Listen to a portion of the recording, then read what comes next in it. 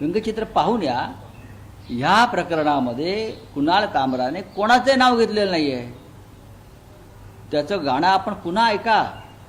त्यांनी कोणाचंही नाव घेतलेलं नाही, त्यांनी कोणावरही व्यक्तिगत टीका केलेली नाही. तरी आ बैल मुझे मार असं का करावं या लोकांनी. एकनाथ शिंदे ह्यांच्या अवतीभोवती डोकी नसून मडकी आहेत.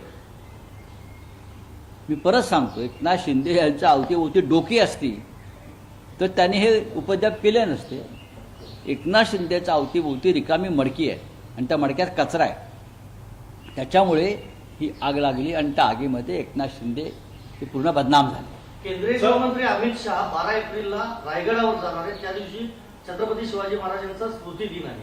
बरं, ते जात आहेत दर्शन. छत्रपती शिवाजी महाराजांचा जास्तीत जास्त अपमान करण्याचं काम गेल्या काही काळामध्ये ज्या भारतीय जनता पक्षानं केलेलं आहे, त्याचे शिरोमणी हे मिस्टर अमित शहा आहेत.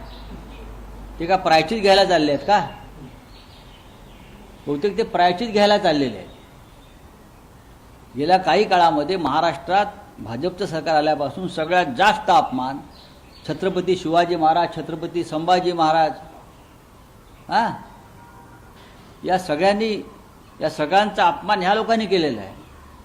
आणि त्यांना परत त्या गुन्हेगारांना पाठीशी घालण्याचं काम सुद्धा महाराष्ट्राच्या सरकारने केलं आहे. त्याचं प्रायश्चित घ्यायला जर अमित शहा येत असतील तर महाराष्ट्र त्यांच्या दौऱ्याकडे तटस्थपणे पाहतो. याच रायगड संदर्भात एक बातमी आहे. जी वाघ्या कुत्र्याची समाधी आहे ती हटवायची मागणी माजी खासदार संभाजीराजे छत्रपतींनी केली. आज ते पत्रकार परिषद त्यांनी घेऊ द्या. याच्यावरती राज्य सरकारने आपलं मत व्यक्त करावं. सर, वॉकच्या संदर्भात एक अत्यंत महत्वाची बैठक आज आयोजित करण्यात आली होती, पण ऐनवेळी ती बैठक रद्द करण्यात आली. ब्रीफिंग होती सर्व खासदारांना.